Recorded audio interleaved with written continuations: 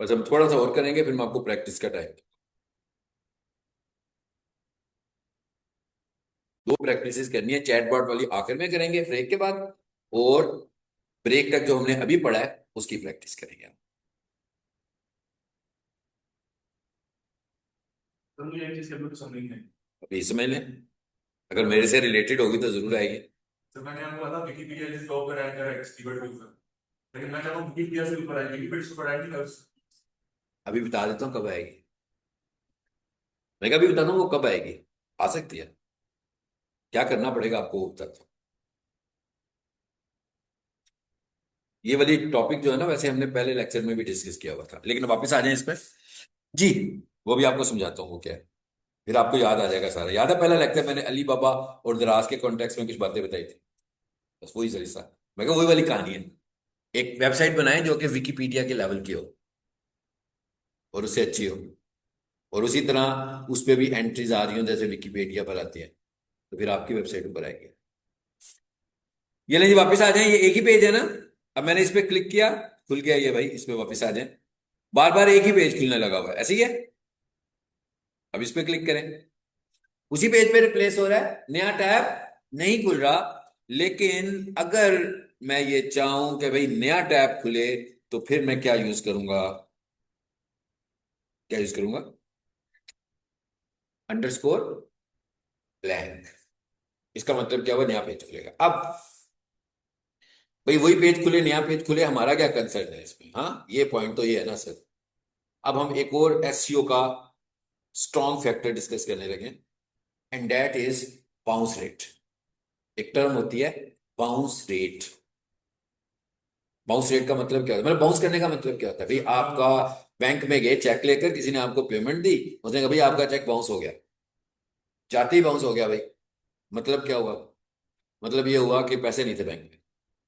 एक fast bowler, cricket खेलते हैं, फीमेल्स तो नहीं खेलती होंगी है ना, देखते होंगे मैच। फास्ट बॉलर एक बॉल फेंकता है, और स्पिनर एक बॉल फेंकता है। स्पिनर की बॉल आपको जाती हुई नजर आती है ना, और जो फास्ट बॉलर है उसकी बॉल तो बहुत स्पीड से जाती है। तो बाउंस रेट किसका ज्यादा हुआ? Fast bowler. अब वापस आ जाए वेबसाइट पर, यानी कि अब आपको समझ में आ गया बाउंस का मतलब क्या है। जल्दी बाउंस होना और स्लो बाउंस होना, इसको हमने समझना है कि कौन सी चीज जल्दी बाउंस होती है और कौन सी चीज स्लो बाउंस होती है। हमारी वेबसाइट पे लोग आ रहे हैं, क्या उन्हें जल्दी बाउंस होना चाहिए कि देर से बाउंस होना चाहिए? देर से बाउंस होना चाहिए। इसका मतलब क्या हुआ? मैं ये चाह रहा हूं कि जब बंदा कोई मेरी वेबसाइट पर आए, भाई कोई थोड़ा टाइम गुजारे। लेकिन अगर कोई बंदा मेरी वेबसाइट पे टाइम ही नहीं गुजारा, तो उसका बाउंस रेट बहुत ज्यादा है, कम नहीं है, ज्यादा है। यानी आया और चला गया। बाउंस करने के रेट की बात हो रही है, वेबसाइट पे विजिट करने की बात नहीं हो रही, उसके क्विट करने की बात हो रही है। जैसे मैं ये कहूँ कि अभी एक ट्रायल क्लास आए कि सर ये बंदा जो है ना 20 मिनट आपका ट्रायल पड़ेगा, और 30 सेकंड्स के बाद उठ कर चला जाए, तो क्या हुआ? बाउंस कर गया। यानी कि फौरन समझ लेना चाहिए कि या तो वो समझेगा कि ये गलत क्लास में आ गया हूं, या वो ये भी कह सकता है कि भाई जो पढ़ा रहे हैं मुझे समझ में नहीं आई, तो मैं उठकर जा रहा हूं। तो ये बाउंस कर गया ना स्टूडेंट। लेकिन एक बंदे को उन्होंने कहा जी 15 मिनट का टाइम आप ले सकते हैं, और वो पूरे 15 मिनट लेकर गया, तो इसका मतलब क्या हुआ? उसका तो बाउंस रेट बहुत कम है, बाउंस नहीं कर रहा वो। क्या आपकी वेबसाइट पे लोग बाउंस करते हैं? ज्यादा बाउंस रेट है कि कम बाउंस रेट है? ये एसईओ का एक बहुत स्ट्रॉन्ग फैक्टर है। क्योंकि जो बंदा स्लो बाउंस करेगा आपकी वेबसाइट से, इसका मतलब क्या हुआ? इसका मतलब ये हुआ कि उसे आपकी वेबसाइट के कंटेंट में इंटरेस्ट है। तो जो बंदा एकदम बाउंस करके चला जाएगा, आया और चला गया, यानी किसी ने खोला www.abc.com, उसने कहा ये क्या हो गया भाई, बैक का बटन दबाया और वापस चला गया, तो इसका मतलब क्या हुआ? आपकी वेबसाइट का बाउंस रेट बहुत हाई है भाई, पता लग रहा है। बाउंस रेट जब चेक किया तो पता लगा 98%। अब ये परसेंटेज तो बहुत अच्छी है ना, 98 आउट ऑफ 100। बंदा तो कहेगा जबरदस्त, कमाल ही हो गया। ये एसईओ का एक ऐसा फैक्टर है जिसको हम लो पर देखते हैं, हाई पर नहीं देखते। अगर किसी की वेबसाइट का बाउंस रेट 40 होगा तो that is very good value. अगर किसी की वेबसाइट का बाउंस रेट 50 होगा, तो वो 60 वाले से अच्छा है। 40 आइडियल है। अगर किसी की वेबसाइट का बाउंस रेट 30 होगा, तो इसका मतलब है भाई लोग तो उसकी वेबसाइट पे बहुत ही देर स्टे कर लेते हैं। सो वेबसाइट का बाउंस रेट एक पेज से कैलकुलेट नहीं होता, पूरी वेबसाइट के पेजेस से कैलकुलेट हो रहा होता है। एक पेज से नहीं, नंबर ऑफ पेजेस से हो रहा होता है। यानी अगर वो कह रहे हैं ना कि 40 आउट ऑफ 100 या 70 आउट ऑफ 100, तो वो सारे पेजेस के बाउंस रेट को अक्यूमुलेट करके, इसका मतलब क्या हुआ, किसी का बहुत कम होगा, किसी का ज्यादा होगा, सारों की एवरेज निकाल के बताएगा कि बाउंस रेट क्या है। अब हम टेक्निकली क्या कह रहे हैं, हम ये कह रहे हैं कि जब कोई बंदा हमारी वेबसाइट पर आए और वो उधर से किसी दूसरे पेज पर चला जाए, मे बी उसे हमारे कंटेंट में तो अभी भी इंटरेस्ट है, लेकिन जब हमने उसको पेरेंट दे दिया तो क्या हुआ, उस पेज का तो बाउंस रेट हाई हुआ कि नहीं हुआ। होम पेज का, जैसे अभी मैंने आपके सामने जियो.टीवी खोली, तो इस पेज का तो बाउंस रेट हाई हो गया, बहुत हो गया ना। दूसरे पेज पे जाके मैं पढ़ रहा हूँ, उस पेज पे तो चला गया। तो हमने कहा भाई, एसईओ पॉइंट से हमने क्या कहा, हमने कहा हर हाइपरलिंक को सिवाय मेन्यूज के, मेन्यूज को तो नए पेजेस में नहीं ना खोलेंगे, मेन्यूज के अलावा यानी जो एसईओ कंटेंट है जितना भी, उन सारे हाइपरलिंक्स को पेरेंट की बजाय क्या कर दो, ब्लैंक। फायदा, इसका फायदा ये होगा कि भाई जब कोई बंदा एक लिंक से क्लिक करके दूसरे पर जाएगा, तो वो वाला लिंक क्लोज नहीं होगा, बल्कि वो टैब भी खुला रहेगा और दूसरे वाला टैब भी खुल जाएगा। तो इस तरह करने से आपका जो बाउंस रेट है वो बढ़ेगा नहीं, कि वो भी रहेगा और वो भी रहेगा, और मल्टीपल पेजेस के रहेंगे। हो सकता है कि एक से दूसरे पर गया, दूसरे से तीसरे पर गया, तो आप काम कर रहे हो, आपका सेशन तो शुरू हुआ है, तो सेशन स्टार्टेड है आपका एक, तो वो उस सेशन में उसको काउंट करेगा कि भाई लो बाउंस रेट है इसका। तो इसका मतलब क्या हुआ, अपने बाउंस रेट को मैनेज करने के लिए हम देखेंगे कि हाइपरलिंक्स के टारगेट्स क्या हैं, पेरेंट के blank. By default her instance अगर किसी बंदे ने ये एट्रीब्यूट यूज नहीं किया, चलो ये एट्रीब्यूट ही निकाल दिया मैंने, तो इसका बाय डिफॉल्ट बिहेवियर पेरेंट रहता है। इस HTML टैग का बाय डिफॉल्ट बिहेवियर क्या है? यानी अगर किसी ने टारगेट यूज किया और उसमें ब्लैंक लिखा तो नए पेज पे जाएगा, अगर किसी ने टारगेट यूज किया तो उस पर पेरेंट लिखा तो उसी पेज पे आएगा, लेकिन अगर किसी ने टारगेट का एट्रीब्यूट ही नहीं यूज किया तो फिर भी पेरेंट पे आएगा। तो इसका बाय डिफॉल्ट बिहेवियर क्या है, पेरेंट वाला बिहेवियर है इसका। तो एज ए एसईओ एक्सपर्ट हम क्या करेंगे, हम अपने जिसकी एसईओ कर रहे होंगे उसके सारे जाकर चेक करेंगे कि टारगेट्स क्या हैं, तो हम उनको क्या कर देंगे, ब्लैंक कर देंगे, ताकि उसके बाउंस रेट को हम मैनेज कर लें। और आपकी क्लिक्स का इन्हिसार आपके बाउंस रेट पर भी होता है, और बाउंस रेट को हम एक और तरह से भी एड्रेस करते हैं, इंगेजमेंट टाइम।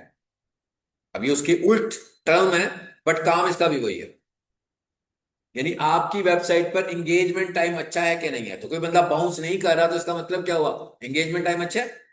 ये कितना होना चाहिए, it is up to 50 to 60 seconds, 50 से 60 सेकेंड। अगर कोई बंदा आपके किसी पेज पे रहता है तो इसका मतलब है कि it is a good engagement time, इतनी देर रहता है। लेकिन अगर कोई बंदा 5 सेकंड्स के बाद क्विट करता है, 10 सेकंड्स के बाद क्विट करता है, 15 के बाद क्विट करता है, तो it is not good engagement time. एक अच्छा एंगेजमेंट टाइम जो होता है, that is about 50 to 60 second. ये दोनों मैट्रिक्स एक ही हैं, दोनों मैट्रिक्स एक ही हैं। यानी कि एंगेजमेंट टाइम भी बाउंस रेट के मुतालिक इंफॉर्मेशन दे रहा है, और बाउंस रेट भी एंगेजमेंट टाइम के मुतालिक बता रहा है।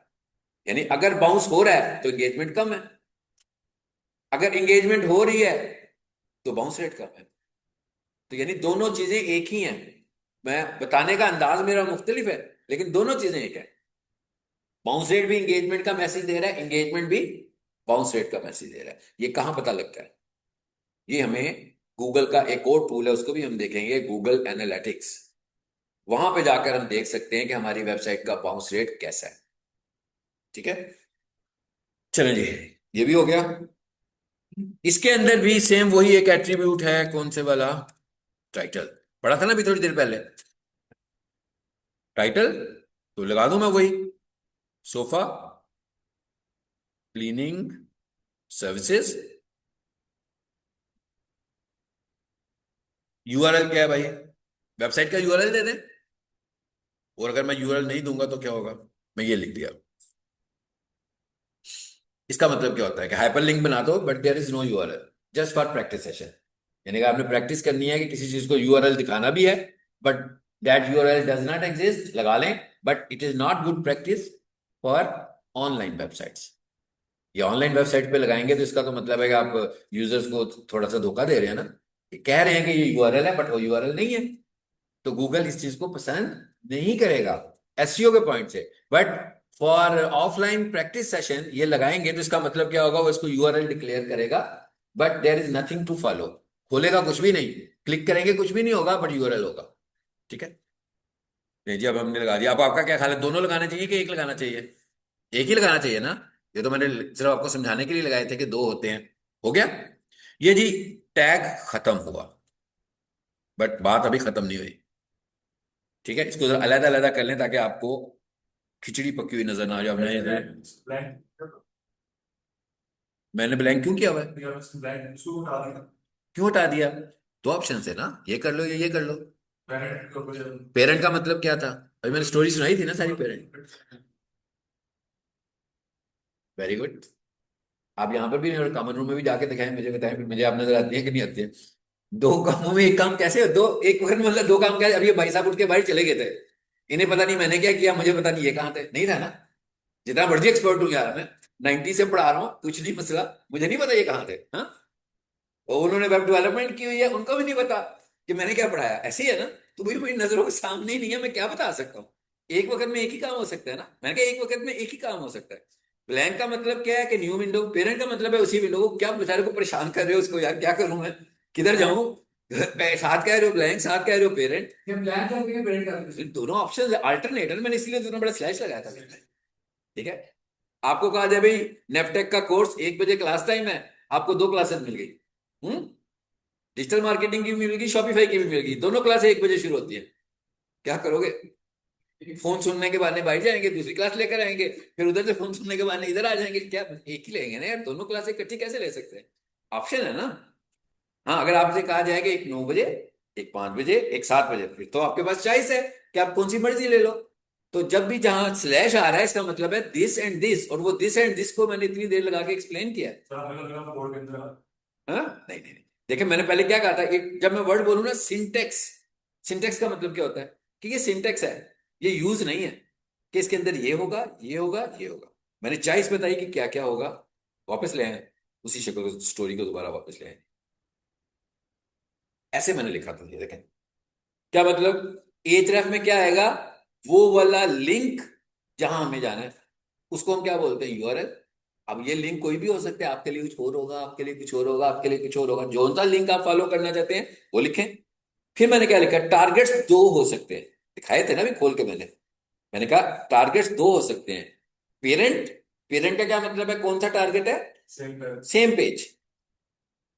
ब्लैंक का क्या मतलब है, कौन सा टारगेट है? New page, new tab. ठीक है।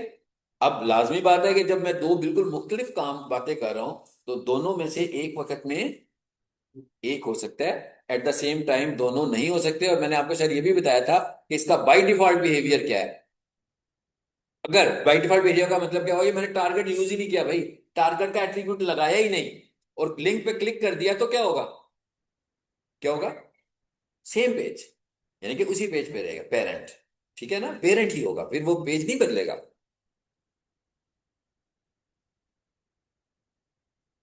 लगता है कुछ ज्यादा ही पढ़ा दिया है ना, थोड़ा सा ज्यादा हो गया। सर आपको क्या ख्याल है, आज हम लोग आते हैं वेबसाइट से तो बाउंस रेट कैसे वो कम चला क्या होगा? ये मैंने क्या कहा था? ज्यादा लोग आते हैं आजकल, सारा डैशबोर्ड्स पर करते हैं। नहीं नहीं, देखिए आर्ट, आप दो चीजों को मिक्स ना ना करें। मिसाल के दो, एक बंदे ने एडमिशन लेना है, उसने पीक सोल्यूशन की वेबसाइट को खोल के पढ़ना पड़ेगा कि नहीं? पड़ेगा ना। आर्टिकल्स की बात कर रहा हूं मैं, ये कह रहा हूँ कि किसी बंदे को कोई इंफॉर्मेशन लेनी है, आर्टिकल्स इज इन्फॉर्मेशन। ठीक है ना, कोई अवेयरनेस है, कोई एजुकेशनल कंटेंट है, उसने जब लिखा तो वो गूगल ओवरव्यू में आ गया, तो अगर तो उसकी सेटिस्फेक्शन हो गई उतने से, फिर तो वो आगे नहीं जाएगा। लेकिन अगर उसकी सेटिस्फेक्शन नहीं होगी तो मोर करेगा, जब मोर करेगा तो वेबसाइट पर भी जाएगा। लेकिन ट्रैफिक कम हो चुकी हुई है। ठीक है, ये एक अलहदा टॉपिक है। मैं कह ये तो एक अलहदा बात है, या ये बिल्कुल एक अलहदा चीज है ना। अभी तो हम सिर्फ गूगल के पास जाकर शरारतें कर रहे हैं, हम कह रहे हैं कि भाई हमारी वेबसाइट को रैंक करना है तुम्हें। वो ये कहता है कि बाउंस रेट कम होना चाहिए, तो हमने कहा भाई बाउंस रेट कम करने का तरीका ये है कि पेरेंट लगा दो, जब सॉरी ब्लैंक लगा दो, क्योंकि जब भी क्लिक हुआ करेगा नया टैब खुलता जाएगा, जब नया टैब खुलेगा तो पुराना टैब बंद ही नहीं होगा, जब पुराना टैब भी खुला रहेगा नया टैब भी खुला होगा, तो गूगल को लगेगा कि भाई लोग इंगेज्ड है, क्विट करके नहीं गए। लेकिन जब पेरेंट लगा दोगे तो एकदम पेरेंट करने से क्या होगा, क्विट हो जाएगा। और जब वो क्विट हो जाएगा तो इसका मतलब क्या हुआ, नए पेज पर चला गया। तो उसने गूगल को ये लगा कि भाई ये तो 10 सेकेंड इस पेज पे रहा, तो इसका मतलब है बाउंस रेट हाई हो गया। ठीक है, लेकिन जब वो खुला रहा तो वो भी खुला है, ये भी खुला है, तो इसका मतलब क्या हुआ, बाउंस रेट लो है। ये स्ट्रेटेजी हम एसईओ एक्सपर्ट्स इस्तेमाल करते हैं। ठीक है, ये डेवलपमेंट की स्ट्रेटेजी नहीं है, वेब डेवलपर्स की स्ट्रेटेजी नहीं है। वेब डेवलपर्स बस लिंक बनाते हैं। और मैंने क्या कहा, अगर उन्होंने टारगेट नहीं भी लिखा तो भी पेरेंट है, यानी कि हर hyperlink by default parent window में ही खुलता है। लेकिन अगर हम चाहते हैं कि नहीं भाई पेरेंट से हमें डैमेज हो रहा है बाउंस रेट कॉन्सेप्ट की वजह से, तो हमने कहा भाई हम इसे क्या कर लें, ब्लैंक। चलिए, जब ये बात होगी यहाँ पे खत्म।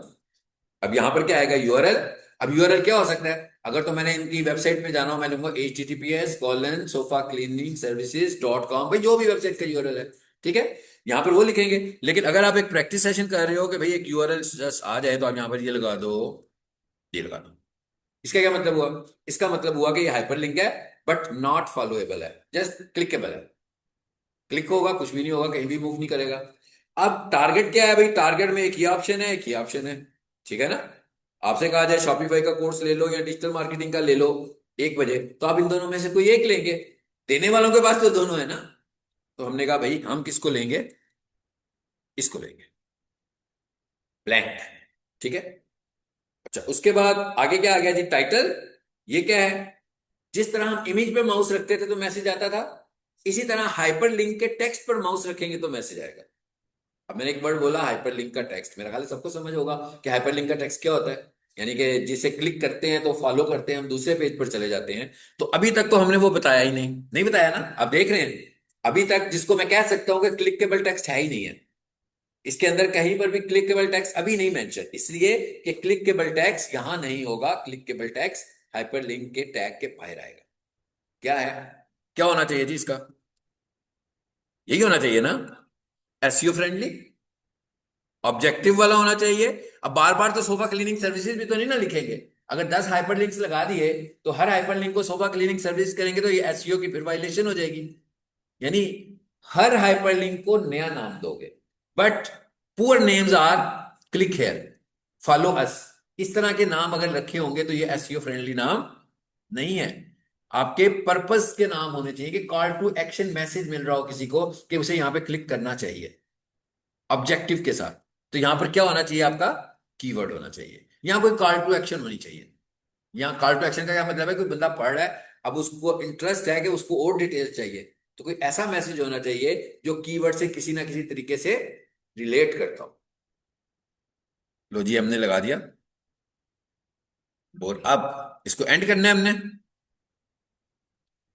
आपने देखा एंड कहां पे हो रहा है, जाके बाहर पेयर टैग है ये भी। हम्म अब अगर फॉर इंस्टेंस में ये स्लैश ये लगाना भूल गया, तो इसके नीचे का जितना भी कंटेंट है सारा हाइपरलिंक है, तो ये पेयर टैग है। जैसे आईएमजी जो था वो पेयर टैग नहीं था, आईएमजी जो था वो सिंगुलर टैग था। ठीक है, ये पेयर टैग है।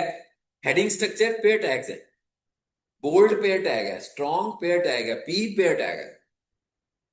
आईएमजी सिंगुलर टैग था कि भाई एक दफा आईएमजी लग गया तो उसने एक ही इमेज लगाना है, ऐसे तो नहीं कि इमेज कॉपी होनी शुरू हो जाएगी, तो वो सिंगुलर टैग है। चलिए अब जरा देखते हैं इसको फाइनली।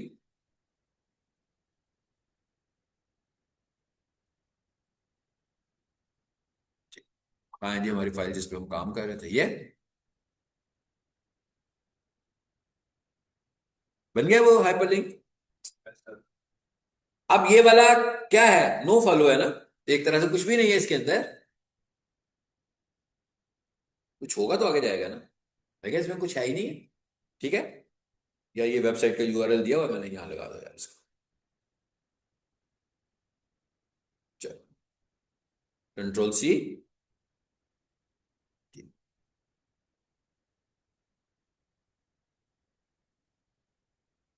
कहाँ यूआरएल ये, चलो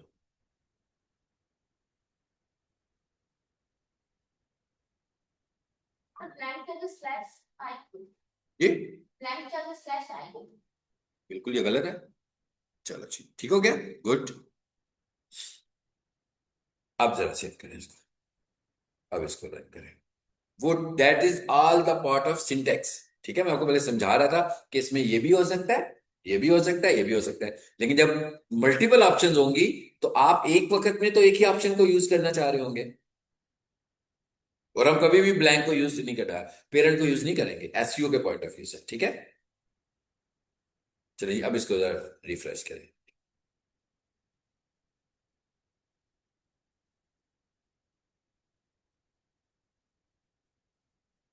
क्या हुआ? वो अपनी जगह पे खुला हुआ है और एक नया टैब खुल गया। अब मैं जितनी दफा भी क्लिक कर, अब ये हुआ कि ये भी खुला रह गया और ये भी खुला रह गया, क्योंकि जब मैं होम पेज पर आया तो मेरा एक सेशन क्रिएट हो गया। अब वो जो सेशन क्रिएट हुआ, ये गूगल एनालिटिक्स पढ़ाऊंगा ना तो बताऊंगा ये सेशंस क्या होते हैं, कैसे क्रिएट होते हैं, कितनी देर के लिए क्रिएट होते हैं, क्या हम अपने सेशन का टाइम सेट कर सकते हैं कि नहीं कर सकते, कि इतनी देर का सेशन होना चाहिए। ठीक है, तो अब मैं जितनी दफा यहां क्लिक करूंगा, देखते हैं जरा, हर दफा एक नया पेज खुलता जा रहा है, मल्टीपल टैब्स आने शुरू हो गए, तो मेरी सारी वेबसाइट के पेजेस खुले हुए हैं। ठीक है, तो इसका मतलब क्या हुआ कि एंगेजमेंट टाइम मेरी बढ़ रही है, बाउंस रेट मेरा कम। लेकिन अगर मैं एक ही पेज के ऊपर पेरेंट लगा दूंगा तो क्या होगा कि जो पहला पेज आपका होगा उसका तो बाउंस रेट बहुत हाई होगा, दूसरे का शायद कंपैरेटिवली उससे ज्यादा हो जाए, तीसरे का उससे भी अच्छा हो जाए। तो क्या ख्याल है, हम अगर इसके साथ ये लगा लें तो ये अच्छी बात है। It is total tip for SEO experts, ये कोई वेब डेवलपमेंट की टिप नहीं है। ठीक है, वेब डेवलपमेंट में तो इस पॉइंट को फोकस ही नहीं करते ना। वेब डेवलपमेंट में तो ये होता है कि बस हाइपर लिंक होना चाहिए, उनका काम ही इतना है। हमारा काम है कि और चीजों को भी देखना है, जैसे अभी हमने आज एक नया कॉन्सेप्ट समझा है, दैट इज बाउंस रेट, कि भाई वेबसाइट का बाउंस रेट अच्छा होना चाहिए, अ, कम होना चाहिए। अच्छे का मतलब ये एक ऐसी चीज है पूरी एसईओ के अंदर जो हम कम की बात कर रहे हैं, डिमांड कम की है, बाकी हर चीज में डिमांड ज्यादा की है, लेकिन बाउंस रेट में हम कह रहे हैं भाई ज्यादा नहीं होना चाहिए, कम होना चाहिए। बाउंस रेट जो गूगल रेकमेंड करता है कि अच्छा बाउंस रेट जिसे बोलता है, दैट इज 40 आउट ऑफ 100। नहीं नहीं, 40 is the number, there is nothing time, no time. ये एक मैट्रिक्स है गूगल का, अगर गूगल इसको रिटर्न करे 60 तो ये उसका नंबर है, इट इज नॉट टाइम। अगर वो इसको रिटर्न करे 98 तो इतना समझना चाहिए कि बहुत हाई है, जबरदस्त टॉप किया इसने, हाँ, बुरी वेबसाइट्स में। ठीक है, मैं कहा बुरी वेबसाइट्स में टॉप किया, और किसी का 40 आ रहा होगा तो इसका मतलब है कि वेरी गुड बाउंस रेट। अब ये bounce rate it is not time, time को जब हम कैलकुलेट करेंगे तो वो एंगेजमेंट होगी, कि भाई इस पेज के ऊपर कितनी एंगेजमेंट हो रही है, वो बता रहा होगा कि इस पेज के ऊपर आकर इतने सेकेंड्स एंगेजमेंट होती है। तो मैंने क्या कहा था, एंगेजमेंट, एक गुड एंगेजमेंट किसे बोलते हैं, 50 to 60 सेकेंड्स। ठीक है, 50 से 60 सेकंड तक कोई बंदा अगर आपके पेज में रहता है तो इसका मतलब है कि उसको कुछ अच्छा लग रहा है आपकी वेबसाइट का कंटेंट। चलिए जी, यहां तक आके बात खत्म की हमने। अब आपका टाइम शुरू हो गया, मेरा टाइम खत्म हो गया। अभी हमारी प्रैक्टिस में 15 मिनट है। सो अच्छा होगा कि अगर हमने जो पढ़ा उसको थोड़ा सा एक्सरसाइज करें हम, और इंडिविजुअल एक्सरसाइज